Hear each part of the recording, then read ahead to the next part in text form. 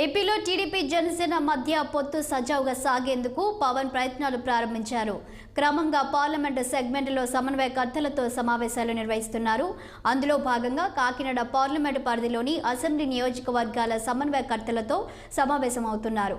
పొత్తుల్లో భాగంగా ఎవరిని ఎక్కడ నిలిపినా రెండు పార్టీలు కలిసి పనిచేసేలా సిద్ధం కావాలని పార్టీ శ్రేణులకు హితబోధ చేస్తున్నారు.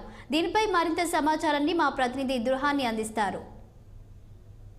భాషలో చెప్పాలంటే సరిగ్గా 100 రోజుల తర్వాత ఎన్నికలు రానున్న తరుణంలో జనసేన అధిపతి పవన్ కళ్యాణ్ కూడా తన పార్టీ జిల్లాల వారీగా సమీక్షలు నిర్వహించి ఈ ఎవరైతే అభ్యర్థులు ఎవరెవరు నిలబెట్టాలి అన్న విషయం మీద ఈ నియోజకవర్గాల వారీగా సమీక్షా సమావేశాలు నిర్వహిస్తున్నారు.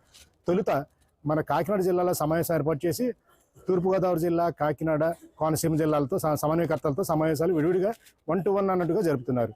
తొలుత కాకినాడ జిల్లాలో 7 నియోజకవర్గాలు ఉండగా ఇందులో కాకినాడ రూరల్, పిఠాపురం కాకినాడకు అనుకూలంగా ఉన్నాయని, అందుచేత వాటి పట్ల ఇబ్బందులు ఏమీ లేవని, మిగిలిన వాటిలో అయితే కనుక తెలుగుదేశం శ్రేణులతో కలిసి పనిచేయాల్సిన అవసరం ఉందని, అందుచేత పార్టీలో ఎవరు తిరుగుబాట్లు కానీ అలకలు కానీ లేకుండా చేసేందుకు పవన్ కళ్యాణ్ తీవ్ర ప్రయత్నాలు చేస్తున్నారని చెప్పాలి.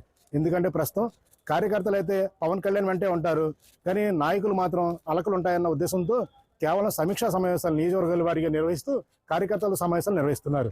ఇందులో భాగంగానే ప్రతి ఒక్క నాయకుడితో సమీక్ష సమావేశం నిర్వహించి ఎవరితో ఏం మాట్లాడాలి అన్నది కేవలం 10 నిమిషాల సమయం మాత్రం ఇస్తున్నట్టు తెలుస్తుంది. అయితే ఇది పూర్తిగా సీక్రెట్గా నిర్వహిస్తూ ఎవరిని లోపల రానివ్వకుండా 1 to 1తో నిర్వహిస్తుండడంతో చాలామంది నాయకుల్లో అయోమయం నెలకొందని చెప్పుకోవాలి. కాకినాడ పరంగా అయితే ఇబ్బందులు తలెత్తకపోయినా ప్రస్తుతం అయితే కనుక తుని నియోజకవర్గంలో సమన్వయకర్త లేకపోవడంతో అక్కడ ఆ నియోజకవర్గాన్ని పక్కన పెట్టారు. అలాగే కోనసీమ నియోజకవర్గంలో పి గన్నవరం, రాజోలు ఇక్కడ కూడా సమన్వయకర్తలు లేరు. అయినప్పటికీ ఆ 2 నియోజకవర్గాలు మినహాయించి మిగిలిన అందరూ రమ్మన్నారు.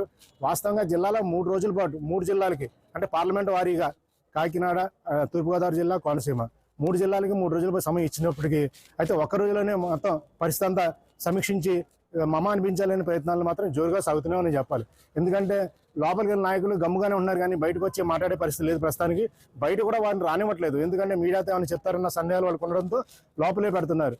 ఈ పవన్ కళ్యాణ్ మాత్రం లోపలే ఉండి ప్రతి ఒక్కరితో మాట్లాడుతూ ఎవరిని ఏ విధంగా అన్వయించాలి, ఏ విధంగా ఏ నియోజకవర్గంలో ఏ అభ్యర్థి రావాలి, తెలుగుదేశంతో ఏ విధంగా కలిసి పనిచేయాలన్న విషయాలపైనే దృష్టి పెట్టినట్టుగా తెలుస్తుంది. వీడియో జర్నలిస్ట్ చినీతో నదీం గంధురాని, కాకినాడ.